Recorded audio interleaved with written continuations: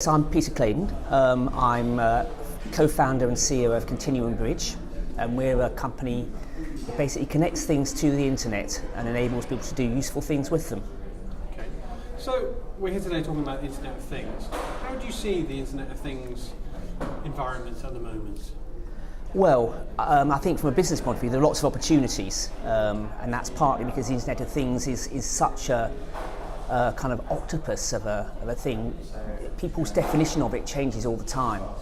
But I think it really goes from people who are making devices and sensors at one end through to ways of connecting those to the internet and actually taking the data from them and then doing big data processing. And the term Internet of Things gets applied to every single bit of this.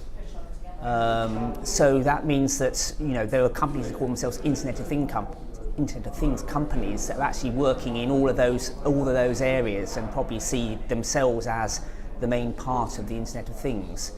The other side of that, obviously because there are so many opportunities, is the Internet of Things is quite confusing at the moment, and there are all sorts of people doing different things. And in 5 years' time, we'll find that probably lots of those have died.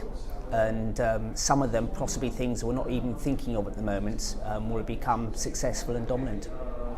So, one of the classic things that people will think of when you talk about Internet of Things is the Internet-enabled fridge. And then there's also gimmicky things like the Internet-enabled toothbrush and stuff like that. How do you think these sort of devices are helping the general perception of the Internet of Things? Well, yes, the Internet of Things is at the top of Gartner's hype curve at the moment, and it's because of all of those things, and actually they're not very useful. There's a friend of mine who works in the Internet of Things and uses the term time to draw, which is really the time from actually getting a new Internet of Things device between that and the time you put it in the drawer, because you finished using it. A lot of those things kind of aren't really that useful. They might have their place. The toothbrush, which I've seen and played with a toothbrush, records how you brushed your teeth each day. And what you find with that is most people, if they get it, they'll look at it for a few days or a few weeks, and gradually they'll forget about using it. It's the same about in-home displays for how much electricity you're using. A lot of people, even who are quite techie, start off looking at that and thinking, wow, I can see where my electricity is being used. And then after a little while you lose interest. So I don't think those things in themselves are terribly useful.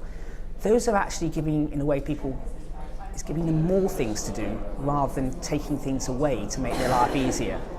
So I think what we'll see is when the Internet of Things kind of falls down into the pit of despair or whatever it is in the hype curve, we'll then start seeing some more real applications. Energy usage, for example, what you really want is for someone to control your energy usage in a way that you don't notice.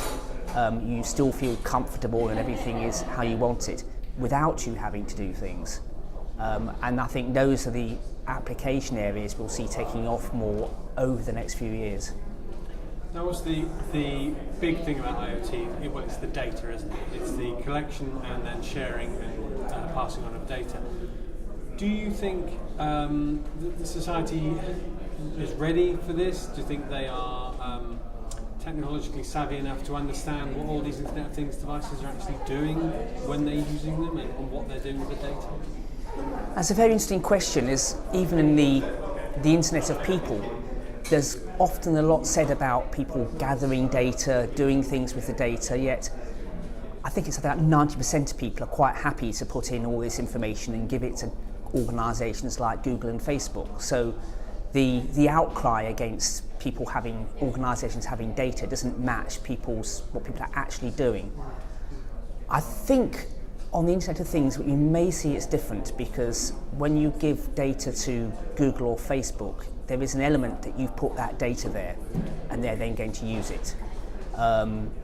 Internet of Things, it will be things that are inferred about, say, sensors in your home.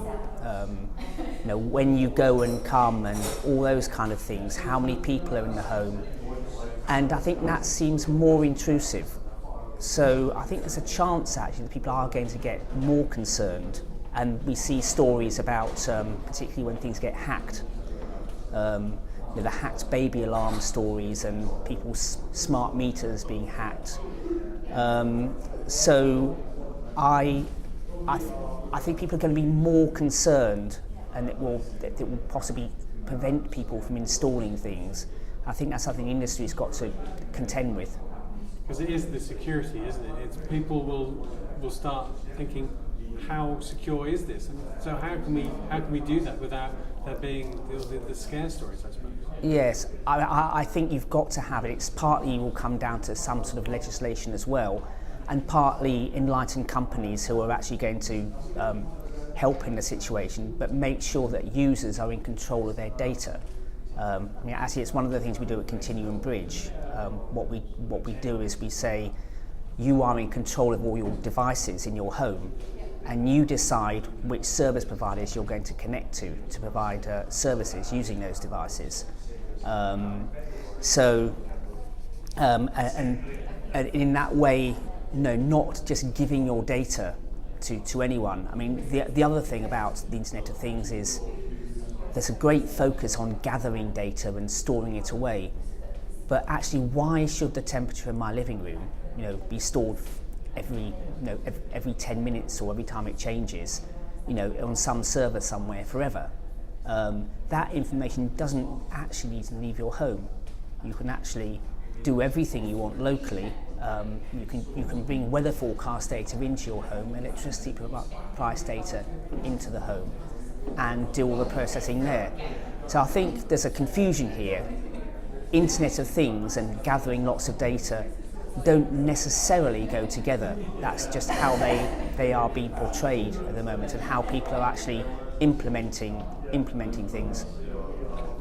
So, on a personal level, in the Internet of Things, what sort of data would you be happy to share, and in what sort of circumstances?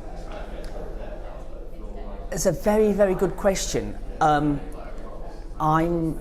I suppose I fairly freely share some data on the internet at large, but I never leave my credit card details with most sites. I enter them again each time. I would be quite uncomfortable sharing a lot of data, and in fact, in Continuumbridge we've been doing some trials in people's homes, and before, when we have volunteers, we go through with them what we're going to do with data, and we're seeing they're quite nervous about things and being about security. There's an example here of when people if you're looking at presence and movement, people are quite happy maybe to have that done in their hall, but they wouldn't want it in their bedroom or their bathroom. So there is an element of that. I don't mind people kind of knowing something. Probably the hall and the kitchen are okay, but there are other things. So I think it's probably goes with more personal areas of your home, in fact. Whereas temperature, I guess, is less of an issue because it doesn't necessarily appear to tell people so much about you. It'll be very interesting to see how these things do work out, but I think it's the sort of data and what people can see can be inferred from it.